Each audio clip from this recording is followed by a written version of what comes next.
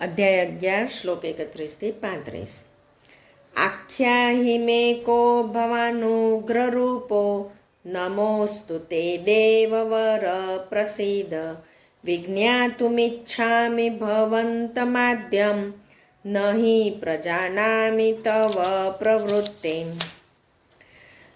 શ્રી ભગવાન ઉવાચ કાલોસ્મિ લોકક્ષયકૃત પ્રવૃદ્ધો લોકાન સમાહર્તુમિહ પ્રવૃત્ત ઋતેऽપि ત્વાં ન ભવિષ્યન્તિ સર્વે યેવ સ્થિતા પ્રત્યનિકેષુ યોદ્ધા તસ્માत् ત્વમુત્તિષ્ઠ યશો લભસ્વ જીત્વા શત્રુન ભુङ्क्ष्व રાજ્યં સમૃદ્ધં મયि વેતે નિહતા પૂર્વમેવ નિમિત્તમાત્રં ભવ સવ્યસાચીન। દ્રોણં ચ ભીષ્મં ચ જયદ્રથં ચ કર્ણં તથાન્યાનપી યોધવીરાન મયા હતાસ્ત્વં જહિમા વ્યતિષ્ઠા યુધ્યસ્વ ચેતાસી રણે સપત્નાન। સંજય ઉવાચ એતत् શ્રુત્વા વચनं કેશવસ્ય કૃતાંજલિર્વેપમાન કિરીટી નમસ્કૃત્વા ભૂય એવાહ કૃષ્ણં સગદ્રદં ભીત ભીત પ્રણમ્ય। હવે એક શ્લોક જોઈએ। આખ્યાહી મે કહ ભવાન ઉગ્રરૂપ નમઃ અસ્તુ તે દેવવર પ્રસીદ વિજ્ઞાતુમ ઈચ્છામિ ભવંતમ આદ્યમ નહિ પ્રજાનામિ તવ પ્રવૃત્તિમ। અર્જુન કહે છે કે હે ભગવાન, કૃપા કરી મને જણાવો કે ઉગ્ર રૂપધારી આપ કોણ છો। હવે આટલું મોટું વિશ્વરૂપ દર્શન, આટલું મોટું રૂપ બતાડ્યું એટલે અર્જુન કહે છે કે તમે મને કૃપા કરી બતાડો કે આપ કોણ છો। હે દેવાધિદેવ, આપને નમસ્કાર કરું છું, આપ પ્રસન્ન થાઓ। આદિ પુરુષ આપને હું વિશેષ રૂપે ઓળખવા માંગુ છું, કેમ કે હું આપની પ્રવૃત્તિને નથી સમજી શકતો। કારણ કે આ જે રૂપ એમણે બતાડ્યું તો એમણે અર્જુને જોયું કે એક બાજુથી આ બધા યોદ્ધાઓ બધા એમના મુખમાં બધા આમ જય જ રાખે છે, જય જ રાખે છે, અને આટલું મોટું વિકરાળ રૂપ, બધા આટલા બધા મોઢા, આટલી બધી આંખો, આટલી બધી ભુજાઓ, અને આ બધા યોદ્ધાઓ બધા એમના મોઢા તરફ જય રાખે છે એટલે કે હું આપની પ્રવૃત્તિને સમજી નથી શકતો કે તમે કોણ છો।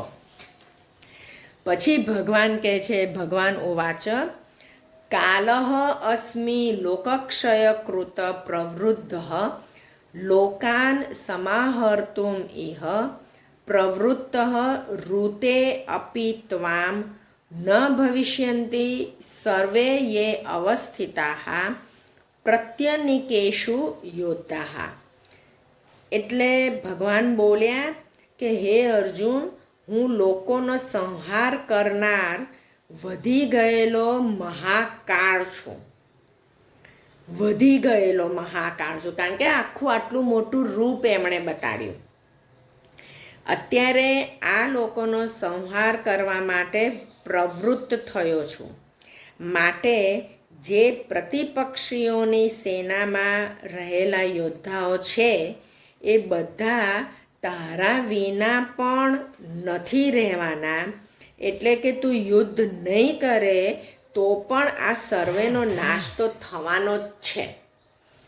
હવે અહીંયા આગળ આ કૃષ્ણ ચોખ્ખે ચોખ્ખું એમનો અવતારનું પર્પસ, એનું કારણ આગળ જ્યારે એમણે કીધું કે સંભવામી યુગે યુગે, કે હું યુગે યુગે હું જન્મ લઉં છું ધર્મ સંસ્થાપનાર્થાય, કે ધર્મનું સંસ્થાપન કરવા માટે વિનાશાય ચ દુષ્કૃતામ, દુષ્ટોનો વિનાશ કરવા માટે હું જન્મ લઉં છું। એટલે હવે અહીંયા આગળ આટલું મોટું રૂપ, મહાકાળ, વધી ગયેલો મહાકાળ, એવું કીધું. પ્રવૃદ્ધ એટલે વધી ગયેલો મહાકાળ છું, અને કે એટલે હું આ બધાનો તો સંહાર કરવાનો જ છું. એટલે તું યુદ્ધ કરે કે ના કરે, કે હું તો આ બધાનો સંહાર કરવા આવેલો છું અને હું સંહાર કરવાનો છું. એટલે પછી ભગવાન કહે છે, તસ્માત ત્વમ ઉત્તિષ્ઠ યશઃ લભસ્વ જીત્વા શત્રુન ભુંક્ષ્વ રાજ્યમ સમૃદ્ધમ મયા એવ એતે નિહતાઃ પૂર્વમ એવ નિમિત્ત માત્રમ ભવ સવ્યસાચીન.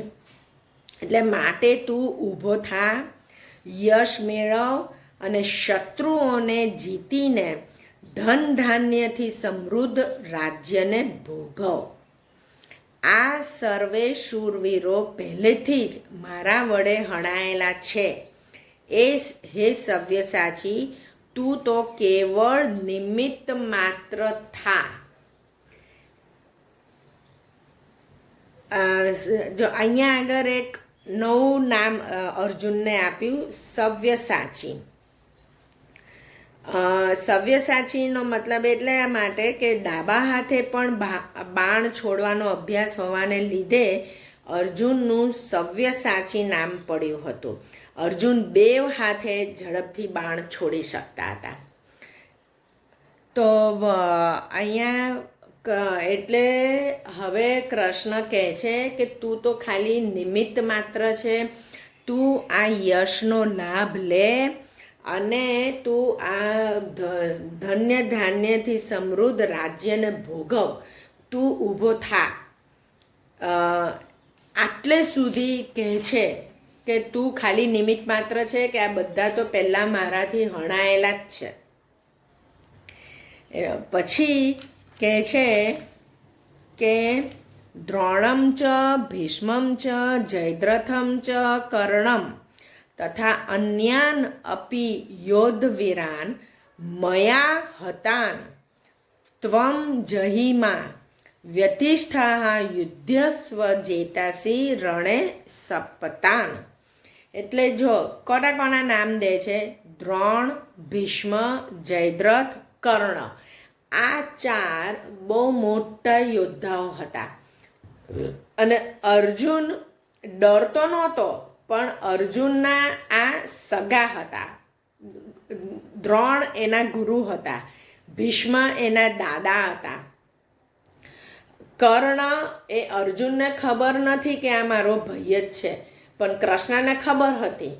એટલે કર્ણનું પણ નામ કહે છે. અને કર્ણ બહુ જ આ અર્જુનના જેવો જ બાણવીર હતો. અને જયદ્રથ પણ એટલો વીર હતો. એટલે કહે છે કે આ બધા જ વીરો મારાથી હણાયેલા છે અને આટલાના જ નામ દે છે, કારણ કે આનાથી જ અર્જુન બેસી પડ્યો હતો આ લોકોને જોઈને.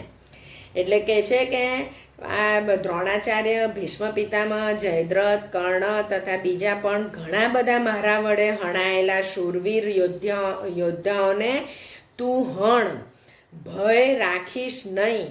ચોક્કસ તું યુદ્ધમાં વેરીઓને જીતીશ, માટે યુદ્ધ કર. આટલે સુધી કહે છે કૃષ્ણ કે એટલે આ બેસી પડેલા અર્જુનને આટલું બધું સમજાવ્યું, આશ્વાસન આપ્યું, એમનું વિશ્વરૂપ દર્શન બતાડ્યું. પછી તોય અર્જુન કહે છે કે તમે આ રૂપ બતાડ્યું તો તમે મારા પર કૃપા કરો, તમે મને કહો કે તમે કોણ છો. ત્યારે કૃષ્ણ પછી કહે છે કે આ તે જે મારામાં જોયું કે આ બધા વીરો, યુદ્ધવીરો બધા મારા મોઢામાં બધા સમાઈ જાય છે, તો આ બધા મારાથી હણાયેલા છે અને તું માટે ઊભો થા. તારે તો ખાલી નિમિત્ત જ બનવાનું છે. આટલે સુધી એનું આટલો ભક્ત છે અર્જુન, એમનો સખા છે. એટલે આટલે સુધીનું એમનું યોગક્ષેમ ભગવાન સંભાળે છે કે તું ઊભો થા, તારે નિમિત્ત જ બનવાનું છે. આ બધું હું કરી લઈશ. પણ એમ બી કૃષ્ણ કરી શક્યા હોત, આખી આ ગીતા ના પણ કીધી હોત, પણ એમણે કીધું કે હું બધું કરી લઉં તો તને મનુષ્યનો જન્મ મળ્યો છે તો તું શું કરીશ, તારો પુરુષાર્થ શું, તું તારો પુરુષાર્થ કર, તું તારો ડ્યુટી કર અને હું તને મદદ કરીશ. એવું છે, એવું કહેવાનું છે આખો આ તાત્પર્ય.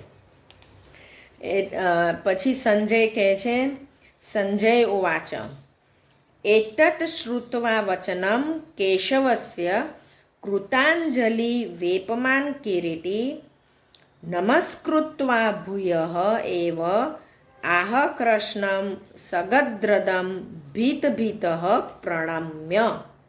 એટલે સંજય બોલ્યા, હે રાજન, શ્રી હરિ કેશવના આ વચનને સાંભળીને કિરીટી અર્જુન હાથ જોડી થરથર કાંપતા નમસ્કાર કરીને ફરીથી ઘણા બીતા પ્રણામ કરીને ભગવાન શ્રી કૃષ્ણની ગદગદ વાણીથી સ્તુતિ કરવા લાગ્યા. હવે અર્જુન સ્તુતિ કરવા લાગ્યા. હવે કહેશે, હવે એ ગભરાયા અને એમણે આ વિકરાળ રૂપ જોયું અને ત્યાં સુધી કૃષ્ણે કીધું કે તું ઊભો થા, તારે નિમિત્ત માત્ર બનવાનું છે. એટલે અર્જુનના હાથ થરથર કાપવા કેમ માંડ્યા? કારણ કે હવે એને રિયલાઇઝ થયું કે મેં આટલી મોટી વિભૂતિને ઓળખી નહીં, મેં આટલો બધો સંશય કર્યો એમના ઉપર કે મારો વિશ્વાસ સંપાદન કરવા માટે આ કૃષ્ણને આટલું મોટું વિશ્વરૂપ ધારણ કરવું પડ્યું. એટલે એ થરથર કાપવા માંડ્યા અને બીતા નમસ્કાર કર્યા કૃષ્ણને અને હવે એમની સ્તુતિ કરવા માંડ્યા.